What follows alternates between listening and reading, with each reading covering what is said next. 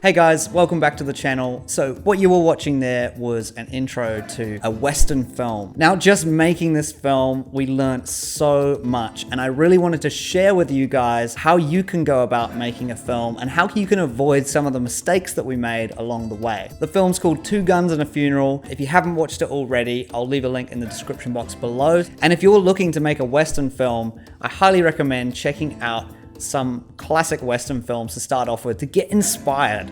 Legends like Clint Eastwood and John Wayne in The Unforgiven, and classics like The Good, the Bad, and the Ugly. So I'll put a link in the description box below to the top 20 Western films of all time. Now to start off with, to make any film, you need a great story, an amazing team, a location, and brilliant actors.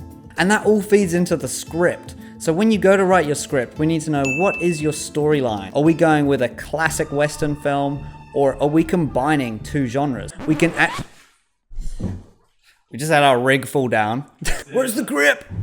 So I always say the script is the most important part of a film. When we're starting to write, we need to think, what are we trying to achieve here? What's the mood? What are the characters? When the raiders came and killed him, he died. Western films are all about the hero versus the villain. And in our film, we've got our two dumb main characters, and they are actually our heroes. And the gang leader is our villain, the fastest gun in the West.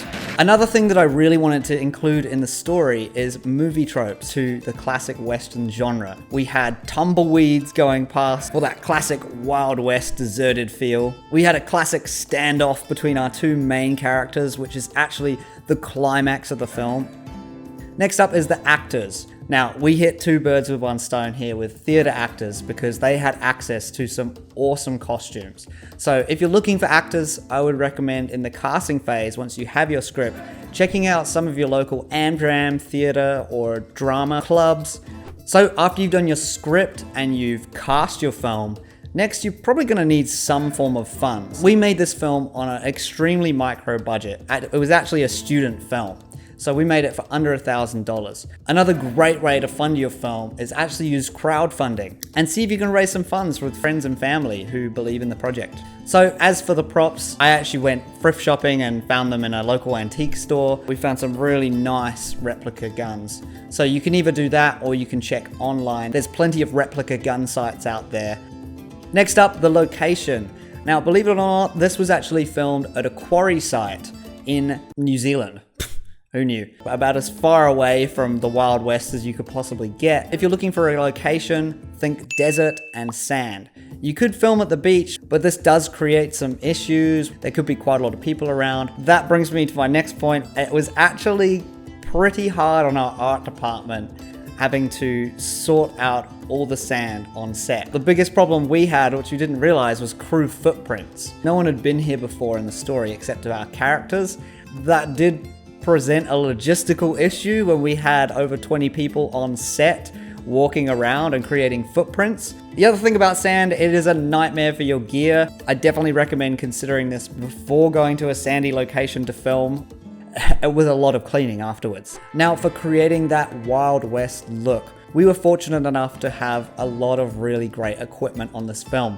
We actually shot the film on a Sony F5 at the time, so we were recording the film in 10-bit, and it allows you to really get creative with that color grade. Western films have that classic, almost sepia, desaturated look. And so every shot in the film actually is masked so that the outside of the focal point is actually darker than the rest of the image. The other big thing to note with Western films is a lot of them are shot on anamorphic lenses to get that super wide, beautiful filmic look. We shot the film on Zeiss primes, so I really recommend choosing a set of lenses that are going to give you that unique look. Now for audio, like many other movies, we just had a classic boom operator holding a boom with a microphone going into his own handy recorder, and that really provided all the sound we needed. We got all of our Foley on set on the day, and we had a couple different pickups with sound afterwards. The film was all based around this one poorly dug gravesite, so we wanted to make all the shots central to this one scene. We wanted to get high and low as much as we could. And to do that, the crane was an awesome tool to use.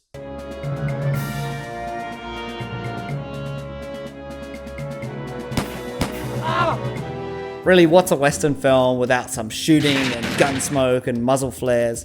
So for that, I highly recommend using the Action Essentials. The pack has hundreds of different blood splatters, muzzle flares, and effects that you can use. Another great resource I want to mention here is Film Riot. They've actually done another really cool video on how to make a Western film, so shout out to Film Riot.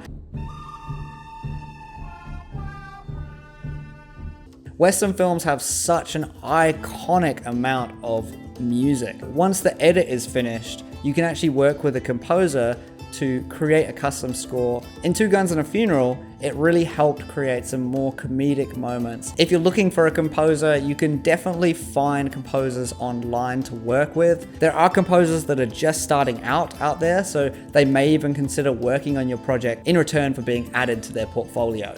Also, another great resource is Trailer Impact Music. These guys create really high quality, custom made stems, fully editable in your editing program. You can split it all up and create it for your films and trailers. The last point I want to bring up about making a Western film is I would highly recommend saving a portion of your budget so you can put your film in some great film festivals out there.